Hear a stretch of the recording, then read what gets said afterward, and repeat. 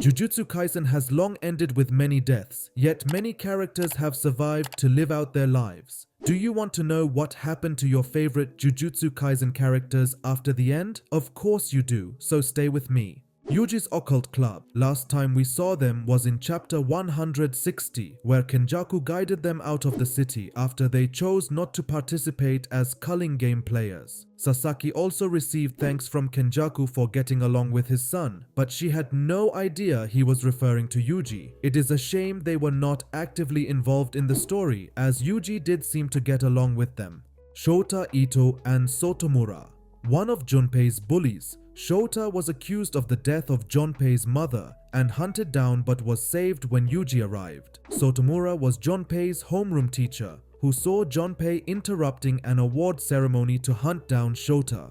Ever since Junpei's death, Sotomura holds himself and Shota accountable for turning Junpei to darkness. Juzo Kumiya. One of Kenjaku's hired curse users, Juzo's arms and legs were crushed by Gojo and was interrogated for his involvement with the disaster curses. Yet Juzo could only reveal that one of the collaborators was a mysterious monk, Oromi. Jiro Awasaka. One of Kenjaku's hired curse users for the Shibuya incident, Asakawa was not killed during his fight against Yuji and Megumi. Takako Uro. Her fate is somewhat unclear and it is unlikely we will ever get more information about her. But the thin icebreaker user was last seen watching Sukuna pass by in chapter 216, which was where Ryo Ishigori was dismantled by Sukuna but not Uro herself.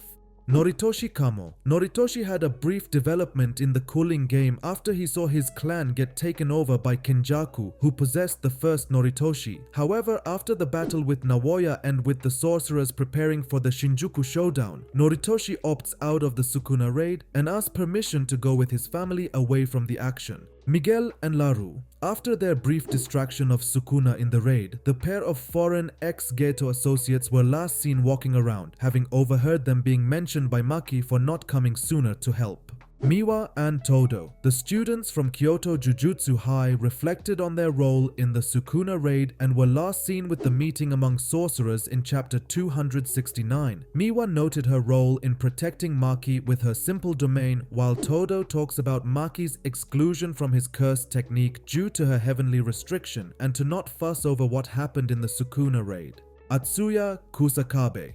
In chapter 269, Kusakabe was made the new head of the new Shadow School and rescinded the previous binding vows that limited access to simple domain, which allowed the Sukuna raid to go on with fewer casualties. Wiwi and Mimi. Mimi was responsible for providing the Sukuna raiders access to the simple domain, while Wiwi was the teleporter and the means for the team to conduct training through body switching. After Sukuna's defeat, Wiwi credited himself for being the most crucial player, while Mimi also hoped to use the liberalization of simple domain for more profitable exorcisms. Shoko Ieri. Shoko was last seen with Megumi attending to the Fushiguro tombstone after helping him with Sumiki's cremation. She does reflect on how she could have helped prepare Geto's body, which might imply that the sorcerers had recovered Geto's body and possibly buried it around the same time as Gojo's. Hiromi Higuruma. We confirmed his survival in chapter 269 as he noted that Sukuna did not take him seriously and he would return to his work as a lawyer, but was pestered by Jujutsu headquarters to work on the side as a sorcerer due to his immense potential. Fumihiko Takaba. The comedian keeps on going, it seems, as Takaba is still working on his comic routine together with an obscured figure that is definitely Kenjaku, but created from the comedian's technique. Yoshinobu Gakuganji, the only leader of Jujutsu headquarters left alive. He oversees the reconstruction of Tengen's barriers with Utahimi and Akari Nita and seems to have lightened up, or rather revealed more of his gentler side, especially after the guilt of killing Yaga. Rin Amai. Although only playing a minor role in the Shinjuku Showdown arc, the culling game player was last seen apologizing to the classmate his bully friends harassed years ago, but the classmate rejected it. I am surprised this got 3 pages in the penultimate chapter of the series. Maki Zenin. Maki meets up with the reincarnated sumo wrestler and swordsman pair Mio and Daido while promising to one day meet Daido's challenge. She and Megumi are the only members of the Zenin clan remaining. Hana and the Angel. Hana and Yuji were responsible for reversing the reincarnation process. The angel tells Hana about how Sukuna accessed Megumi's memories of Hana to deceive her, while Hana remains flustered about everything, even as Megumi apologized to her.